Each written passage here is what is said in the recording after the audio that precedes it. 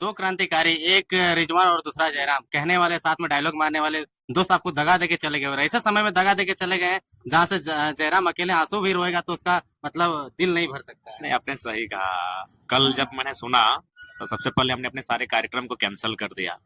और हमें लगता है कि आज मनसा पूजा के बाद हम पहली बार घर गए। अपने सारे साथियों को, जो फोर व्हीलर में गए थे, फोर व्हीलर को हम आधे रास्ते से घुमा दिए। हम घर से बाइक मंगाए बुलेट। हम बोले नहीं, आज किसी के साथ हम नहीं जाएंगे, आप लोग अपना घर चले जाइए। और सही बात है, हम बुलेट मंगाए, बुलेट में बैठ के घर गए। कमरे को बंद किए और आंखें गिली थी।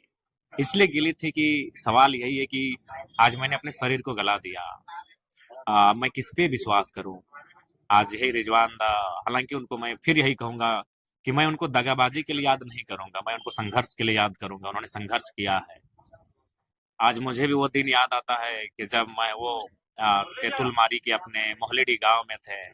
पहली बार, आज से 2.5 साल नहीं, लगभग पौने 3 साल पहले, उससे भी ज्यादा, 2-3 महीना कम कही कि 3 साल पहले मैंने उनको कॉल किया और उनको मैं अपने मामा घर लेके आया। क्योंकि उस समय हम लोग को मीडिया कवरेज नहीं करती थी। उस समय एक जितेंद्र ब्लॉग थे और रोहित ब्लॉग थे। उसके अलावा कोई ऐसा विषय, राजकुमार मंडल जी थे कभी कभी, और राहुल मोदक जी थे। उसके अलावा बहुत कम ही ऐसे चैनल थे जो हम लोग को दिखाते थे। तो मैंने, मेरा पेज का चैनल वो ठीक ठाक चलता था, अच्छा व्यूअर्स था। कोई भी हम स्टेटमेंट देते थे वो लगभग 1 लाख, 1.5 लाख, 2 लाख तक एक दिन में पहुंच जाता था। तो पहली बार उनको हम मामा घर बुलाए। हम मामा घर में रहते थे। मामा घर का नाम आमडी है। रिजवान भाई को खाटी पे बैठाएं और उसका हम शीर्षक भी दिए थे कि खाटी में बैठकर खाटी मुसलमान को सुनिए 1932 के खतियान पे। वो मेरा पेज था, वो चैनल भी नहीं था। नहीं, उनसे पहले तक रिजवान जी को किसी चैनल ने भी कवरेज नहीं किया था। मैंने खुद उनको अपने पेज पे लाए कि रिजवान भाई आप बोलिए। तो फिर उन्होंने बोले और वो वीडियो हमको लगता है एट ए टाइम 80,000 व्यूवर्स ने देखा और समय आते थे शायद लाखों पार हो गया था।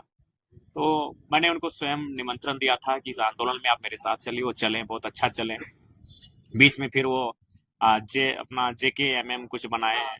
हाँ, उसके बाद उन्होंने अपने समुदाय को गोलबंद किया और फिर वो हमारे साथ आए। बकायदा हम भी उनको लेकर आए। तो उस समय भी तो कटे हुए नजर आ रहे थे जब JKMM बनाए, उस समय भी आपने मर्ज कर दिया। हाँ, वो उस समय भी। उसके बाद हमने उनको लाया और यही कहा कि लोकसभा के चुनाव में आप हमारे लिए मेहनत कीजिए, विधानसभा का चुनाव आप तो लड़ेंगे ही लड़ेंगे।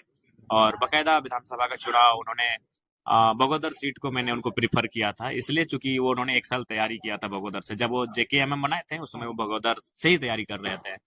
तो फिर हम बोले वो बेहतर सीट है, वहाँ समीकरण भी बहुत सुंदर फिट वेट रहा है। तो वो बोला, फिर अचानक पता नहीं उनको कहाँ से ये आइडिया आया या फिर किन लोगों ने उनको हिंट किया कि वो गांडे चुनाव लड़ेंगे, हॉट सीट लड़ेंगे जहाँ मुख्यमंत्री की अर्धांगिनी हो, राज्य लेवल में। उनका ख्वाहिश था।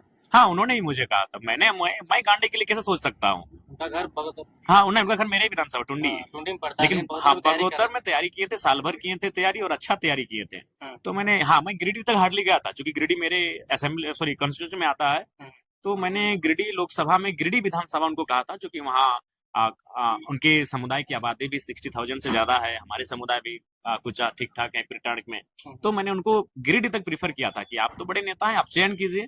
और मैंने उनको गिरिडीह, बगोदर, गांडे मेरे दिमाग में नहीं था। तो फिर वो बोले नहीं, हम गांडे से लड़ेंगे। तो फिर डिस्कस हुआ। हाँ, एक मजाक मजाक में ये हुआ कि आप तो, कुछ लोगों ने कहा कि आप तो हम तोर से बोलो चुनाव भर तो नेता रहो। कैसे ना, तो लड़ रहे मंत्री जी से, हम मुख्यमंत्री की अर्धांगिनी से। तो हम बोले ठीक है, आप लड़िए। तो फिर वो वहां गए। उसके बाद जो भी था बस इतना ही कहेंगे, जहां भी रहो दोस्त, खुशहाल रहना, सलामत रहना, अच्छे से रहना।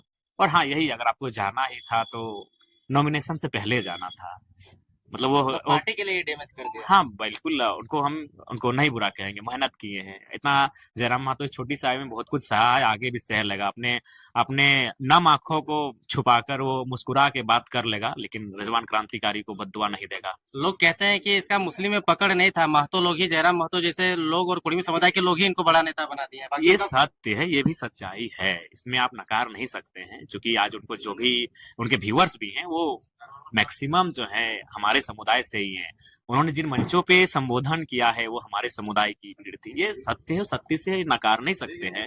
लेकिन अंततः यही कहेंगे, अगर जाना ही था तो नॉमिनेशन से पहले चले जाते। ये तो वही कहानी हुई ना अनिल भाई, कि आपने शादी का कार्ड छपवा दिया है और निकल गए। अरे, आपको नहीं मर्जी थी, आप अपनी मर्जी से विवाह करते हैं, लेकिन शादी का कार्ड नहीं छपवाना था। तो वही भाई साहब को यही था कि नॉमिनेशन से पहले जाना था, कम से कम वहां हम अपना प्रत्याशी तो दे सकते थे। सही बात है, लेकिन कहीं ना कहीं आपके लिए भी वो जेल गया जिस दिन लोकसभा का आपका नॉमिनेशन था, उनको उठा बिल्कुल करके ले आदर, गया। इसीलिए मैंने कहा कि मैं उनको दगा के लिए याद नहीं करूंगा, मैं रिजवान जी को संघर्ष के लिए याद करूंगा।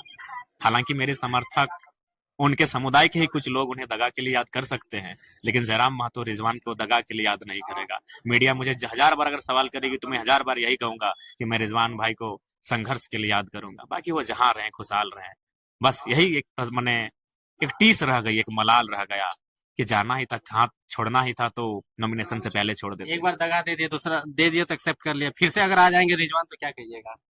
देखिए अब सोचा जाएगा, हम लोग बहुत भावुक इंसान है, बहुत कोमल हृदय के इंसान हैं, और कभी अगर हम लोग इतने चालसाजी नहीं है, हम लोग हमें वो एक ऐसा केंद्र अध्यक्ष हैं जो आप पूछिए, हमारा मोबाइल का पासवर्ड हमारा एक पंचायत का सदस्य को मालूम है कि हमारे केंद्र अध्यक्ष जी के मोबाइल का पासवर्ड क्या है। बहुत सारी सीटों पे आपके कैंडिडेट जो दिए थे उसका रिजेक्शन लिस्ट जारी हो गया है, उस पर आप लोग क्या करेंगे? वहां पे तो आप कैंडिडेट आप दे नहीं सकते हैं। हाँ, वहां पे हम लोग किसी को समर्थन दे देंगे कि कोई समर्थन से चुनाव लड़ेंगे, उनका जो भी सिंबल होगा उस सिंबल को हम लोग समर्थन दे देंगे।